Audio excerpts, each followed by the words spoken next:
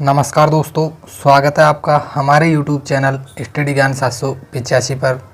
दोस्तों, आप चैनल पर नए हो तो चैनल को सब्सक्राइब कर लीजिए और बेल आइकन को प्रेस कर लीजिए, जिससे कि आपको नोटिफिकेशन मिल जाए।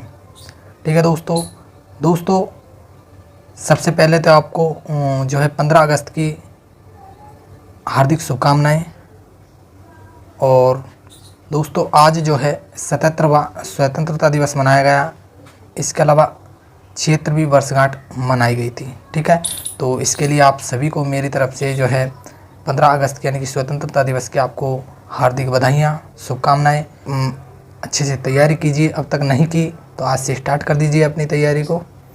ठीक है दोस्तों, तो चलिए हम जो है आज बात करने वाले हैं। हमारी जो नया बिंदु रहने वाला है, जो हमारी नई क्लास है वो स्टार्ट होगी आज, जिसका नाम है दोस्तों राजस्थान की लोक कलाएँ। क्या नाम है दोस्तों? राजस्थान की लोक कलाएँ। ठीक है, तो चलिए हम शुरुआत करते हैं हमारी क्लास की। राजस्थान की लोक कला के बारे में आज हम देखने वाले हैं दोस्तों। एक ही वीडियो में आपको संपूर्ण जानकारी मिल जाएंगी। जितनी भी जो है आपके इम्पोर्टेंट क्वेश्चन बनते हैं वो सारे के सारे हम इसमें कवर कर लेंगे। जो भी हमारी इम्पोर्टेंट लोक कला है उसके बारे में हम पूर्णतः डिटेल से पढ़ने वाले हैं। ठीक है, तो आप ध्यान से पढ़िएगा। तो चलिए शुरुआत करते हैं लोक कला के बारे में। चलिए दोस्तों, सबसे प्रथम लोक कला की बात करते हैं हम, जो आती है हमारी सांझी नाम से। किससे? सांझी, जिसे क्या कहते हैं? सांझी कहते हैं। सांझी दोस्तों श्राद्ध पक्ष में बनाई जाती है। ठीक है, कब बनाई जाती है? तो श्राद्ध पक्ष में बनाई जाती है। सांझी दोस्तों कुंवारी कन्याओं द्वारा, ठीक है, किसके द्वारा? कुंवारी कन्याओं के द्वारा 15 दिनों तक सफ़ेद पुती हुई दीवारों पर गोबर की आकृतियाँ इसमें बनाई जाती है। तो आपको सांझी में ध्यान रखना है, कुंवारी कन्याओं द्वारा 15 दिनों तक सफ़ेद पुती हुई दीवारों पर गोबर की आकृतियाँ बनाई जाती है और ये श्राद्ध पक्ष में बनाई जाती है। यदि हम इसके उपनाम की बात करें तो क्षेत्र विशेष में इनको क्या क्या बोला जाता है? तो सांझी बोला जाता है, संझूली कहा जाता है, सांझूली कहा जाता है, सिंझी कहा जाता है, सांझ कहा जाता है, हांझी कहा जाता है और हांझा कहा जाता है। ठीक है, का रूप मानकर इसकी क्या की जाती है? पूजा की जाती है। ठीक है, पहले दिन से लेकर और 10वें दिन तक केवल एक या दो आकृतियाँ जो दीवार पे बनाई जाती है। इसके अलावा दोस्तों अंतिम जो 5 दिन रहते हैं उसमें जो है बड़े बड़े आकारों की सांझियों की रचना की जाती है, जिसे क्या कहा जाता है? संज्ञा कोट कहा जाता है। तो आपसे पूछा जा सकता है दोस्तों कि संज्ञा कोट किसे कहा जाता है? तो जो अंतिम जो है 5 दिन होते हैं उसमें बड़े आकार की सांझियों की रचना की जाती है दीवारों पर, और जिसे क्या कहते हैं? संज्ञा कोट कहते हैं। ठीक है, यदि हम बात करें कि इन 15 दिनों में दोस्तों 15 दिनों के अंदर हर दिन किस किस प्रकार की आकृति जो है बनाई जाती है, तो यदि हम चर्चा करें तो दोस्तों प्रथम दिन दोस्तों सूर्य, चंद्रमा और तारों की पूजा की जाती है। आपको ध्यान रखना है, प्रथम दिन सूर्य, चंद्रमा एवं तारों की आकृति बनाई जाती है और उनकी पूजा की जाती है। ठीक है, तो ध्यान रखना है आपको। दूसरे दिन दोस्तों 5 फूलों की पूजा की जाती है। ठीक है, यानी कि 5 फूल बनाए जाते हैं सांझी में और उन 5 फूलों की क्या की जाती है? पूजा की जाती है। तीसरे दिन दोस्तों पंखी की पूजा की जाती है। किसकी? पंखी की पूजा की जाती है, यानी कि पंखी को बनाया जाता है और उसकी पूजा की जाती है। चौथे दिन यदि हम बात करें तो हाथी सवार जो है मूर्ति होती है दोस्तों, उसकी पूजा की जाती है। ठीक है, किसकी पूजा की जाती है? हाथी सवार, जो कोई योद्धा मान लो, मूर्ति मान लो दोस्तों, उसकी जो है चौथे दिन जो है सांझी बनाई जाती है और उसकी पूजा की जाती है। इसके अलावा 5वें दिन की बात करें तो 5वें दिन दोस्तों चौपड़ की सांझी बनाई जाती है और चौपड़ की पूजा भी 5वें दिन की जाती है। इसके अलावा यदि हम बात करें छठे दिन, तो छठे दिन दोस्तों स्वास्थ्य की पूजा की जाती है। इसके अलावा 7वें दिन घेवर की पूजा की जाती है। 8वें दिन ढोलक या नगाड़े की पूजा की जाती है, ध्यान रखना है। 9वें दिन बंधनवार की पूजा की जाती है दोस्तों, जो घरों के आगे जो बंधनवार लगती है, ठीक है, दरवाज़ों के आगे, तो बंधनवार की क्या की जाती है? पूजा की जाती है 9वें दिन। तो 10वें दिन क्या की जाती है दोस्तों? खजूर के पेड़ की खजूर का पेड़ बनाया जाता है। ठीक है, और उसकी पूजा की जाती है। ठीक है, आपको ध्यान रखना है कि 10 के 10 दिन, जिसमें भी इम्पोर्टेंट है दोस्तों प्रथम दिन, और इसके अलावा दोस्तों 5वां दिन, और इसके अलावा जो है 7वां दिन, 8वां दिन और 10वां दिन। ठीक है, ये तो आपको विशेषकर ध्यान में होने चाहिए। क्योंकि दोस्तों जो क्वेश्चन बनेगा डिफ़िकल्ट लोक कलाओं में से वो यहाँ से बन सकता है, इसीलिए आपको ध्यान में रखना है। चलिए और बात कर लेते हैं नेक्स्ट। दोस्तों 10 दिन तक हमने बात कर ली, 10वें दिन तक यदि हम बात करें आखिरी 5 दिनों की, तो संजा कोट में बीचों बीच सबसे बड़े आकार में जो है सांझी माता व मानव पशु पक्षी आदि का चित्रण किया जाता है। यानी कि जो संजा कोट बनाया जाता है दोस्तों, उसके जो बीचों बीच जो है सांझी माता, मानव, पशु पक्षी आदि का चित्रण किया जाता है। संजा कोट क्या होता है? तो संजा कोट तो दोस्तों बड़े आकार की जो है बड़े आकार का जो दीवारों पर चित्रांकन किया जाता है, ठीक है, उसे क्या कहते हैं? संजा कोट कहते हैं। यानी कि बड़े आकार की सांझी बनाई जाती है, उसे क्या कहते हैं? संजा कोट कहते हैं, ठीक है। और ये गोबर से बनाई जाती है। कुंवारी कन्याओं के द्वारा 15 दिनों तक जो है सांझी बनाई जाती है। आपको सारी की सारी चीज़ें ध्यान में होनी चाहिए, ठीक है। तो चलिए हम बात करते हैं नेक्स्ट बात करें दोस्तों, नेक्स्ट लोक कला आती है हमारी, जिसका नाम है मांडना। क्या नाम है? मांडना दोस्तों दीवारों पर बनाए जाते हैं। सबसे पहले आपको ध्यान रखना है, मांडने भी किस पर बनाए जाते हैं? दीवारों पर बनाए जाते हैं। तो दीवारों को अलंकृत बनाने हेतु जो है मांडने बनाए जाते हैं। इसके अलावा कहाँ कहाँ बनाए जाते हैं? तो घर की देहली पर, चौखट पर, आंगन में, चबूतरे में, चौक में, घड़ा रखने का जहाँ पर स्थान होता है वहाँ पर मांडना बनाया जाता है। इस प्रकार जो है। इसके अलावा पूजा स्थलों पर भी मांडने बनाए जाते हैं। आदि स्थानों पर मांडने अंकित किए जाते हैं। तो आपको ध्यान रखना है कि कहाँ कहाँ पर जो है मांडने बनाए जाते हैं दोस्तों। इसके अलावा यदि हम बात करें तो विवाह पर गणेश जी का मांडना बनाया जाता है। लक्ष्मी जी के पैर बनाए जाते हैं, ठीक है। दीपावली के दिन लक्ष्मी जी के पैर बनाए जाते हैं। इसके अलावा स्वास्तिक बनाए जाते हैं दरवाज़ों के जो है बाहर। इसके अलावा गलीचों पर भी मांडने बनाए जाते हैं। मोरनी बनाया जाता है। गमले पर भी मांडने बनाए जाते हैं। कलियां पर भी मांडने बनाए जाते हैं। और बंदरबार पर भी दोस्तों मांडने बनाए जाते हैं। बच्चे के जन्म पर दोस्तों गलीचा जो होता है, गलीचा का फूल, उस पर भी मांडने बनाए जाते हैं। इसके अलावा स्वास्तिक जो है वो भी बनाया जाता है। रक्षाबंधन पर श्रवण कुमार, ये भी दोस्तों मांडने के रूप में ही आते हैं, ठीक है। तो मांडने किस किस जगह बनाए जाते हैं, कहाँ कहाँ बनाए जाते हैं। इसके अलावा यदि हम और बात करें तो गणगौर पर गुणों का जोड़, इस प्रकार के भी मांडने बनाए जाते हैं। घेवर, लहरिया, तीज पर भी जो है घेवर, इसके अलावा लहरिया, चौक, फूल, बगीचा आदि विशेष रूप से जो है बनाए जाते हैं। तो मांडने में ये सारी की सारी चीज़ें आपको याद रखनी है, ठीक है। एक दो बार यदि आप इनको देख लोगे दोस्तों तो ऑटोमेटिकली याद हो जाएंगी, ठीक है। क्योंकि अक्सर ये नाम हम सुनते रहते हैं, इसलिए हमें जो है जल्दी याद हो जाते हैं। तो आपको बिल्कुल अच्छे से याद हो जाएंगे, एक दो बार आप देख लोगे तो। चलिए हम और बात करते हैं नेक्स्ट। यदि कोई तीर्थ यात्रा कर सकुशल घर लौट आता है तो इस खुशी में पुष्कर पेड़ी तथा पथवारी मांडी जाती है। दोस्तों ये क्वेश्चन कई बार पूछा गया है एग्जाम में कि पथवारी बनाई जाती है।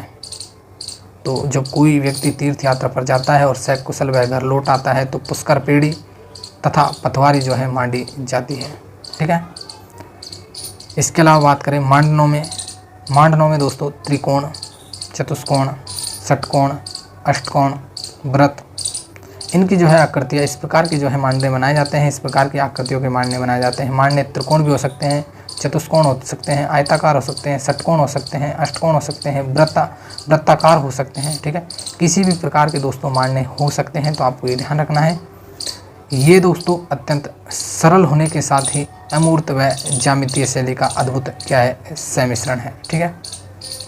तो आपको ये सारी की सारी चीज़ें ध्यान रखनी। अमूर्त दोस्तों जो बोलने वाले नहीं होते हैं, केवल हमें दिखाई देते हैं, मतलब सेम टू सेम उसी तरीके का जो है चित्र दिखाई देता है जिस तरह की वो वस्तु होती है, ठीक है। तो ये अमूर्त होते हैं और ज्यामितीय शैली के होते हैं, ठीक है। ज्यामितीय शैली दोस्तों आप गणित से लगा लीजिएगा, त्रिकोण, चतुष्कोण, षटकोण, अष्टकोण, वृत्त। तो ये ज्यामितीय शैली का अद्भुत क्या है, सम्मिश्रण, यानी कि अमूर्त व ज्यामितीय शैली का सम्मिश्रण है। तो ये क्वेश्चन भी आपसे पूछा जा सकता है, ठीक है। और ये क्वेश्चन आ गया तो आपके लिए बहुत ज़्यादा कठिनाई वाला हो सकता है, इसलिए आप मांडने को ध्यान में रखिए। मांडने अमूर्त होते हैं और ज्यामितीय शैली के भी हो सकते हैं, ठीक है। तो ये एक अद्भुत क्या है, सम्मिश्रण है। चलिए हम और बात करते हैं दोस्तों। नेक्स्ट आती है दोस्तों हमारी फड़। क्या आती है? फड़। तो अगली लोक कला है वो कौन सी है? फड़ है। फड़ दोस्तों, एक सेकंड दोस्तों, ये भीलवाड़ा को यहाँ से मैं हटा देता हूँ और ये तो सही है। चलिए दोस्तों, फड़, क्योंकि दोस्तों भीलवाड़ा अब नहीं आएगा। क्यों? क्योंकि शाहपुरा जो है नया ज़िला बन गया है। तो पहले जो है शाहपुरा भीलवाड़ा में ही आता था। तो जहाँ पर भी जो है नए ज़िले बने हैं, नए ज़िले की कोई भी चीज़ आएगी तो मैं आपको ऑटोमेटिकली बता दूंगा, आपको घबराने की ज़रूरत नहीं है और अलग से पढ़ने की कोई ज़रूरत नहीं है। और बाद में हमारे संपूर्ण जो है टॉपिक हो जाएंगे, संपूर्ण क्लासें हो जाएंगी, उसके बाद में हम सारी की सारी जो डिटेलें हैं, नए ज़िले बने हैं उनकी सारी की सारी करने वाले हैं हम। आपको घबराना बिल्कुल भी नहीं है, ठीक है। तो शाहपुरा ज़िला कब बना है? तो 17 मार्च 2023 में। तो आप अभी से, आज से ये ध्यान रखिएगा कि ज़िला शाहपुरा, ठीक है, ज़िला शाहपुरा में छिपा जाति के जोशी चितेरा द्वारा फड़ चित्रण का कार्य किया जाता है, जिसे राजस्थानी भाषा में फड़ कहा जाता है, ठीक है। तो शाहपुरा, ज़िला शाहपुरा में छिपा जाति के जोशी चितेरों द्वारा फड़ चित्रण का कार्य किया जाता था, जिसे राजस्थानी भाषा में क्या कहा जाता है? तो आपको ध्यान रखना है, फड़ कहा जाता है। भीलवाड़ा आपको ध्यान नहीं रखना है ज़िले में, ठीक है।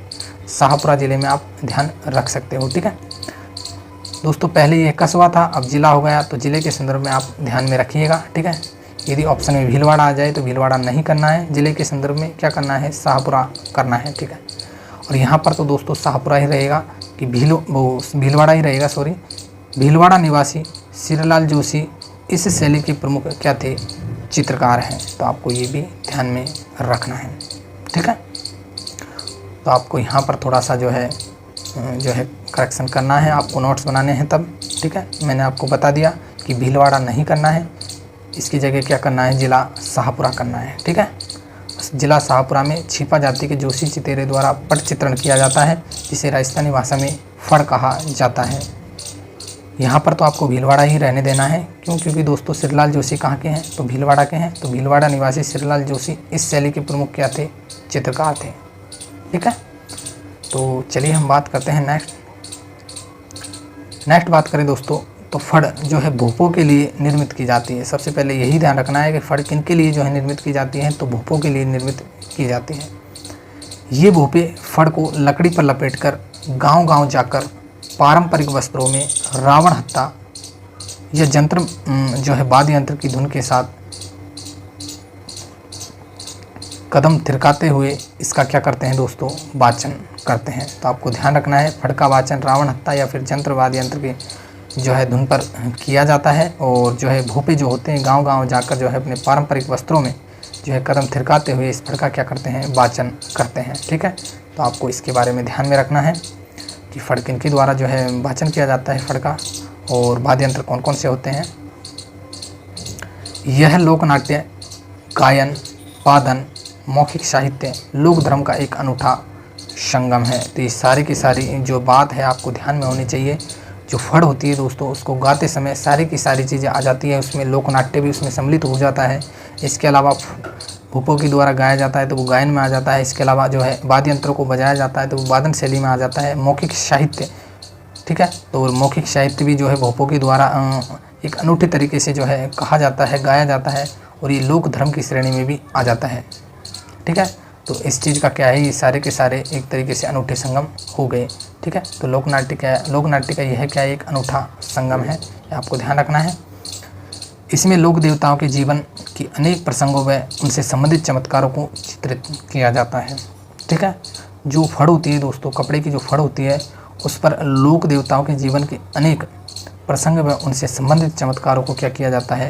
तो चित्रित किया जाता है। तो चित्र के माध्यम से जो है फड़ का वाचन किया जाता है, और जो है इन पर किसके चित्र होते हैं? तो लोक देवी देवताओं के जीवन के जो प्रसंग होते हैं, ठीक है, उनको इस पर लिखा जाता है। तो आपको ये ध्यान में होना चाहिए। इसमें देवियाँ, नीली, देवलाल, दोस्तों देवियाँ किस प्रकार के चित्रण किया गया है देवियों का? तो देवियों को नीले रंग के दर्शाया गया है, ठीक है। जो फड़ पर जो चित्रकारी की गई है, तो देवियों का कलर कौन सा दर्शाया गया है? तो नीला दर्शाया गया है, जबकि देवताओं का कलर लाल दर्शाया गया है, और राक्षसों का जो कलर है या फिर रंग है वो काला दर्शाया गया है। और साधु जो है उनका सफ़ेद व पीला जो है वस्त्रों का रंग दर्शाया गया है। इसके अलावा यदि हम दोस्तों और आगे बात करें,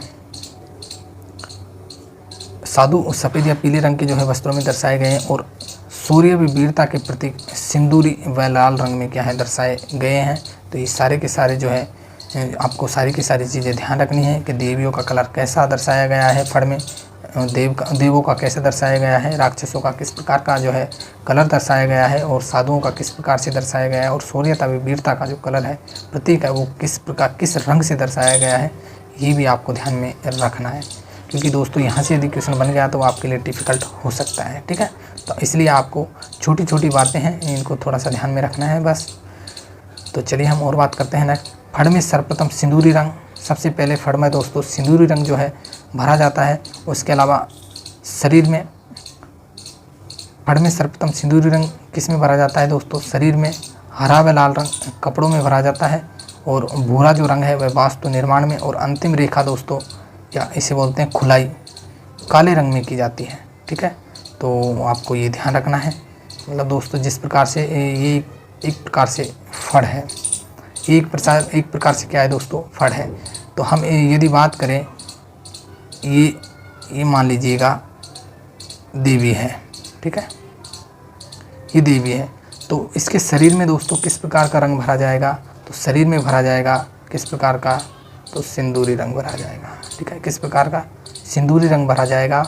और इसके जो कपड़े हैं कपड़ों में किस प्रकार का रंग भरा जाएगा? हरा व लाल। ठीक है, किस प्रकार का? हरा व लाल रंग भरा जाएगा। और वास्तु निर्माण में दोस्तों वास्तु निर्माण का मतलब है दोस्तों कि इसका जो है एक प्रकार से नक्शा कह लीजिएगा। ठीक है, तो एक प्रकार से जो अंदर का जो नक्शा है उसमें भूरा रंग भरा जाएगा। क्या भरा जाएगा? भूरा रंग भरा जाएगा। और तो दोस्तों ये अंतिम रेखा है, अंतिम रेखा, इसमें किस प्रकार का रंग भरा जाएगा? तो इसमें काले रंग की जो है ये रेखा होगी पूरी की पूरी।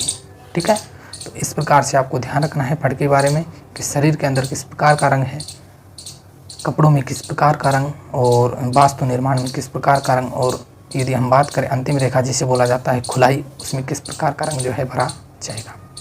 चलिए हम बात करते हैं अगले नेक्स्ट बात करते हैं दोस्तों लोक कला के बारे में जिसका नाम है पाने।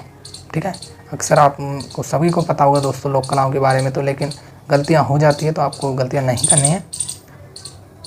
राजस्थान में विभिन्न उत्सवों व त्योहारों पर देवी देवताओं को कागज पर बने चित्र प्रतिष्ठापित किए जाते हैं। जिस प्रकार से दोस्तों हम लक्ष्मी जी का जो है दीपावली के दिन लक्ष्मी जी का पाना जो है मार्केट से लेकर आते हैं, तो यहाँ पर उसी प्रकार के पाने की बात हो रही है कि राजस्थान में विभिन्न उत्सवों एवं त्यौहार पर देवी देवताओं को कागज पर बने चित्र प्रतिष्ठापित किए जाते हैं, उन्हें क्या कहा जाता है? पाना कहा जाता है। ठीक है, इसी प्रकार ये ध्यान रखना है, इम्पोर्टेंट है, श्रीनाथ जी का पाना इसमें सर्वाधिक कलात्मक है। जो पाने हैं दोस्तों उनमें सबसे कलात्मक पाना किसका है? सर्वाधिक कलात्मक पाना किसका है राजस्थान में?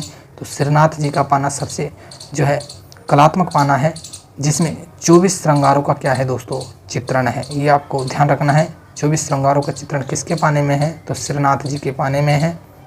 ठीक है, जो कहाँ है श्रीनाथ जी का मंदिर? तो नाथ द्वारा राजसमंद में। कहाँ पर है? राजसमंद में। ठीक है, को ध्यान रखना है, कहाँ पर है? नाथ द्वारा राजसमंद में है। चलिए हम बात करते हैं नेक्स्ट बात करें दोस्तों कावड़ के बारे में। किसके बारे में? कावड़ के बारे में। तो कावड़ कहाँ की प्रसिद्ध है, कहाँ की फेमस है? तो बस्सी गांव चित्तौड़गढ़ की कावड़ फेमस है। खेरादियों का पुश्तैनी व्यवसाय है दोस्तों ये है। कावड़ के कलाकार हो जाएंगे कौन? मांगेलाल मिस्त्री। कौन हो जाएंगे? मांगेलाल मिस्त्री हो जाएंगे। आपको ध्यान रखना है कावड़ के कलाकार कौन? मांगेलाल मिस्त्री। यह एक मंदिरनुमा काष्ठाकृति है दोस्तों, यानी कि लकड़ी की जो आकृति है यह एक मंदिरनुमा होती है, जिसमें कई द्वार बने होते हैं। सभी द्वारों पर या कपाटों पर चित्र अंकित रहते हैं और कथा वाचन के साथ साथ ये द्वार खुलते हैं दोस्तों। जिस प्रकार से कथा का वाचन किया जाता है उसी प्रकार से ये द्वार खुलते जाते हैं और अंत में राम, लक्ष्मण व सीता जी की मूर्ति दर्शित होती है। यानी कि जो कावड़ है दोस्तों इसके अंदर राम, लक्ष्मण और सीता जी की मूर्ति जो है रखी हुई होती है और जिस प्रकार से दोस्तों कथा का वाचन किया जाता है उसी प्रकार से ये मूर्तियाँ क्या है प्रदर्शित होती जाती है। तो कावड़ कहाँ की प्रसिद्ध है? वैसे चित्तौड़गढ़ की प्रसिद्ध है। खेरादियों का पुश्तैनी व्यवसाय है और कलाकार कौन दोस्तों? मंगीलाल मिस्त्री। ठीक है, ये जो है लकड़ी की मंदिर नुमा काष्ठाकृति होती है। ठीक है, ये आपको ध्यान में रखना है। मूर्ति किस किस की होती है? इसमें राम की, लक्ष्मण की और सीता जी की। ठीक है, तो आपको ये ध्यान में रखना है। चलिए हम बात करते हैं दोस्तों नेक्स्ट कावड़ के बारे में। कावड़ लाल रंग से रंगी जाती है, ये भी आपको ध्यान रखना है कि कावड़ किस रंग से रंगी जाती है। तो कावड़ लाल रंग से रंगी जाती है। ऊपर फिर काले रंग से पौराणिक कथाओं का अंकन किया जाता है, यानी कि कावड़ के जो ऊपर काले रंग से पौराणिक कथाओं का क्या किया जाता है? अंकन किया जाता है। इसमें कौन कौन सी कथाएं होती है? तो महाभारत की कथा, रामायण कथा, कृष्ण लीला की कथा की विभिन्न चरित्रों व घटनाओं का क्या होता है? विवरण होता है। साथ ही शनि, हनुमान, ब्रह्मा, लक्ष्मी, गरुड़, बाबूजी, रामदेव जी, हरिश्चंद्र जी, गोपीचंद भरतरी को कथानुसार कावड़ में चित्रित करते हैं। तो ये सारे के सारे जो है ये तो दोस्तों क्या है, ये तो सारे के सारे चित्रित होते हैं। और जो महाभारत है और रामायण है, कृष्ण लीला है दोस्तों, ये क्या है कथाएं उस पर अंकित होती हैं। ठीक है, और इनका ही वाचन किया जाता है। उसके बाद में मूर्ति एक के बाद एक प्रदर्शित होती जाती है। ठीक है, तो आपको इस सारी की सारी जानकारी कावड़ के बारे में ध्यान में रखनी है। चलिए हम बात करते हैं नेक्स्ट दोस्तों लोक कला है हमारी मेहंदी। कौन सी है? तो मेहंदी है। तो मेहंदी के बारे में आपको ध्यान रखना है। राजस्थान में मेहंदी प्राचीन काल से प्रचलन में है। सबसे पहले तो यह ध्यान रखना है कि मेहंदी कब से प्रचलन में है। तो प्राचीन काल से ही जो है मेहंदी का प्रचलन चला आ रहा है और आज भी दोस्तों वर्तमान में भी सर्वाधिक जो है मेहंदी का प्रचलन है ही। इसके अलावा सोजत और मालवा की मेहंदी मारवाड़ में क्या है दोस्तों बहुत प्रसिद्ध है, ये भी आपको ध्यान रखना है। सोजत और मालवा की मेहंदी दोस्तों कहाँ प्रसिद्ध है? तो मारवाड़ में आज भी बहुत ज़्यादा प्रसिद्ध है। ठीक है, मारवाड़ क्या दोस्तों पूरे संपूर्ण राजस्थान में ही प्रसिद्ध है, लेकिन मारवाड़ में सर्वाधिक प्रसिद्ध है। ठीक है, तो आपको ये ध्यान में रखना है। तो मेहंदी से किस प्रकार के जो है अलंकरण बनाए जाते हैं, किस प्रकार से चित्रकारी की जाती है। ठीक है, तो आपको ये ध्यान रखना है। मेहंदी के द्वारा दीपावली पर पान बनाया जाता है, हथड़ी की भात बनाई जाती है, शंख बनाया जाता है, पगलिया बनाए जाते हैं, 16 दीपक बनाए जाते हैं, सुदर्शन चक्र बनाए जाते हैं और मकर संक्रांति पर दोस्तों घेवर की जो है आकृति बनाई जाती है, बीजनी बनाई जाती है, करवा चौथ पर छबड़ी बनती है, स्वास्तिक बनाया जाता है, रक्षाबंधन पर लहरिया बनाया जाता है, चीक व शादी पर तोरण बनाया जाता है, कैरी बनाई जाती है, सिंघाड़े बनाए जाते हैं, कलश बनाए जाते हैं और फूल बनाए जाते हैं। तो मेहंदी से किस प्रकार की जो है अलंकृत जो है आकृतियाँ बनाई जाती हैं, तो ये सारी की सारी आकृतियाँ आपको ध्यान में रखनी है। ठीक है, तो चलिए हम बात करते हैं नेक्स्ट आता है दोस्तों हमारा जो नेक्स्ट जो है लोक कला है वो आती है हमारी गोदना। ठीक है, जैसे हम टेटू गुदवाते हैं ना, वही है दोस्तों ये है क्या? गोदना। तो शरीर को सुसज्जित करने की दृष्टि से खुदवाने की परंपरा, ठीक है, क्या कहलाती है? तो गोदना कहलाती है। चमड़ी को खोदकर काला रंग इसमें भरा जाता है। ठीक है, ध्यान रखना है। आदिवासी लोग सर्वाधिक क्या करते हैं? गोदने खुदवाते हैं। तो ये एग्जाम में कई बार पूछा गया है दोस्तों, किस जाति के लोग जो है गोदना खुदवाना पसंद करते हैं? तो आदिवासी जो लोग होते हैं वो गोदने सर्वाधिक खुदवाते हैं। पर्याप्त धन व आभूषणों के अभाव में गोदने खुदवाए जाते थे दोस्तों प्राचीन समय में, और आज भी खुदवाए जाते हैं। यानी कि दोस्तों जिनके पास पर्याप्त धन नहीं होता है और आभूषणों का अभाव होता है तो वो क्या करता है? गोदने खुदवाता है। ठीक है, तो आपको ध्यान में रखना है। स्त्रियां ललाट पर क्या क्या खुदवाती है? तो चांद, तिलक, आड़ क्या करती है? गुदवाती है। दोस्तों स्त्रियां जो है आँखों या पलकों पर क्या करवाती है या फिर क्या खुदवाती है? तो साड़ियाँ बनवाती है। ठीक है, साड़ियाँ गुदवाती है। ये भी कई बार एग्जाम में पूछा गया है। स्त्रियों द्वारा आँख या पलकों पर जो है बनवाया गया गोदना क्या कहलाता है? तो साड़ियाँ कहलाता है। अन्य धार्मिक प्रतीक चिन्ह भी गुदवाती है। ठीक है, महिलाएं, ये भी आपको ध्यान में रखना है। इसके अलावा यदि हम बात करें नेक्स्ट आता है दोस्तों गुडलिया। क्या आता है? गुडलिया आता है। गुडलिया क्या है दोस्तों? तो गुडलिया है पशुओं के शरीर पर विभिन्न प्रकार के बड़े कलात्मक दाग जो है दाग दिए जाते हैं, उसे क्या कहा जाता है? तो गुडलिया कहा जाता है। ठीक है, यानी कि दोस्तों चुराए गए पशुओं की पहचान करने के लिए जो दाग बनाए जाते हैं, कलात्मक दाग बनाए जाते हैं, उनको क्या कहा जाता है? तो गुडलिया कहा जाता है, जिससे कि पशुओं की पहचान हो सके। तो चुराए पशुओं की शिनाख्त के अतिरिक्त सामान्य पहचान हेतु गूढ़लिया गूढ़े जाते हैं पशुओं में, ठीक है। और इसमें आपको ये 2 चीज़ ध्यान रखनी है, कई बार एग्जाम में पूछा गया है तो आपको ध्यान में रखना है।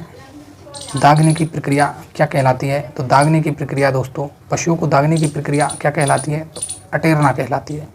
और पशुओं में दाग के निशान क्या कहलाते हैं? तो गूढ़लिया कहलाते हैं, ठीक है। दाग के निशान गूढ़लिया और दागने की जो क्रिया होती है वह क्या कहलाती है? अटेरना कहलाती है, ठीक है। तो ये दोनों चीज़ें आपको ध्यान में होनी चाहिए, यहाँ से कई बार क्वेश्चन पूछा जाता है। और बात करें हम कोठियों की, किसकी दोस्तों?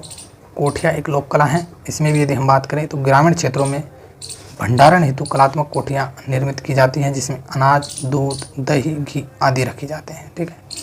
तो ये भी क्या है, एक प्रकार की लोक कला के क्षेत्र में ही आता है। जिस प्रकार दोस्तों कुछ समय पहले की ही बात है, अभी तो दोस्तों पक्के मकान बन गए, अलमारियाँ आ गई, लेकिन पहले ऐसा नहीं होता था, ठीक है। घरों में ही कोठे बना दिए जाते थे मिट्टी के, और उसमें इतने अच्छे अच्छे कोठे बनाए जाते थे, उसके ऊपर इतनी सुंदर जो है अलंकरण किया जाता था, तो उनको ही कहा जाता है दोस्तों क्या? कोठियाँ, ठीक है। उसमें हम अनाज रख सकते थे, दूध रख सकते थे, दही, घी आदि प्रकार की सामग्री क्या है रखी जाती थी, ठीक है। तो आपको ये सारी बातें ध्यान में रखनी है। चलिए आगे चलते हैं। अब हम बात कर दे दोस्तों हमारी जो नेक्स्ट लोक कला है, जिसका नाम है बील। क्या नाम है दोस्तों? बील। बील दोस्तों पश्चिमी राजस्थान के ग्रामीण अंचलों में बील रखने की परंपरा पुराने घरों में सर्वत्र दिखाई देती है। दोस्तों बील जो है लोक कला सर्वाधिक कहाँ प्रचलित है? तो आपको ध्यान रखना है, सर्वाधिक पश्चिमी राजस्थान में यह प्रचलित है, और कहाँ पर? ग्रामीण अंचलों में, ठीक है। इसमें क्या होता है दोस्तों, किस प्रकार की होती है? तो बांस की पतली खपच्चियों को घोड़ी की लीद मिली चिकनी मिट्टी से बनाई जाती है। यह बील विभिन्न प्रकार के खाने लिए होती है, ठीक है। बांस की खपच्चियों को घोड़ी की जो लीद होती है दोस्तों, उसमें चिकनी मिट्टी मिला ली जाती है, और उससे दोस्तों ये आकृतियाँ बनाई जाती हैं। इसे सुंदर बनाने हेतु जाली, कंगूरे, ग्वाक्ष होते हैं, इन पर छोटे छोटे कांच चिपका दिए जाते हैं दोस्तों। और जैसलमेर क्षेत्र में एक से बढ़कर एक बील देखने को मिलती है। तो जैसलमेर में एक से बढ़कर एक जो है बील देखने को मिलती है। तो आपसे पूछा जाए कि सर्वाधिक बील कहाँ मिलती है राजस्थान में, तो आपको ध्यान रखना है जैसलमेर क्षेत्र में, ठीक है। और ये बहुत सुंदर लगती है देखने में, ठीक है दोस्तों। चलिए हम नेक्स्ट बात करते हैं दोस्तों। नेक्स्ट आता है हमारा कठपुतली। कौन सा आता है? कठपुतली। कठपुतली जो लोक कला है दोस्तों, उसके बारे में यदि हम बात करें तो धागा पुतली शैली राजस्थान की देन मानी जाती है। धागों से दोस्तों कठपुतली को क्या है, डांस करवाया जाता है, नचाया जाता है, ठीक है। तो कठपुतली आप सभी जानते हो वैसे तो कठपुतली शैली राजस्थान की देन मानी जाती है, ठीक है। जिसमें सिंहासनवती सी, पृथ्वीराज और संयोगिता, अमर सिंह राठौड़ जैसे खेल घर घर गांव गांव जाकर दिखाए जाते हैं। इनकी कठपुतली के द्वारा जो दोस्तों खेल दिखाए जाते हैं और धागों से इनको क्या है चलाई जाती है, जिसमें सिंहासनवती सी, पृथ्वीराज, संयोगिता, अमर सिंह राठौड़ जैसे खेल घर घर गांव गांव जाकर क्या किए जाते हैं, दिखाए जाते हैं। इसके अलावा सन 1965 ईस्वी में रोमानिया में आयोजित तृतीय अंतर्राष्ट्रीय कठपुतली समारोह में उदयपुर के भारतीय लोक कला मंडल कलाकारों ने राजस्थान की इस शैली में विश्व का प्रथम पुरस्कार प्राप्त कर तहलका मचा दिया था, ठीक है। तो आपको ये ध्यान रखना है सारी चीज़ें कि सन 1965 में रोमानिया में कहाँ पर आयोजित हुआ था कठपुतली समारोह? रोमानिया में आयोजित हुआ था। और तृतीय अंतर्राष्ट्रीय कठपुतली समारोह में उदयपुर के भारतीय लोक कला मंडल कहाँ पर है? भारतीय लोक कला मंडल दोस्तों, तो आपको ध्यान रखना है कहाँ पर है, उदयपुर में है। तो भारतीय लोक कला मंडल के जो कलाकार थे, इन्होंने राजस्थान की इस कला में विश्व का प्रथम पुरस्कार प्राप्त करके जो है तहलका मचा दिया था। कब की बात है? तो 1965 की यह बात है। और कठपुतली समारोह कहाँ आयोजित होता है? तो रोमानिया में आयोजित होता है, ठीक है। ये आपको ध्यान रखना है कठपुतली के अंतर्गत, ठीक है दोस्तों। तो दोस्तों आई होप आपको ये वीडियो पसंद आई होगी, और यदि ये वीडियो पसंद आई है तो अपने दोस्तों में इस वीडियो को ज़्यादा से ज़्यादा शेयर कीजिएगा, ठीक है, जिससे कि दोस्तों उनका जो है भविष्य जो है उज्जवल हो सके, ठीक है दोस्तों। ये कंटेंट आपके लिए सफिशिएंट है, आपको और कुछ नहीं पढ़ना है लोक कलाओं में, ठीक है दोस्तों। और आज के लिए इतना ही, जब तक के लिए फिर मिलते हैं हम, जब तक के लिए थैंक यू, गुड बाय, जय हिंद, जय भारत।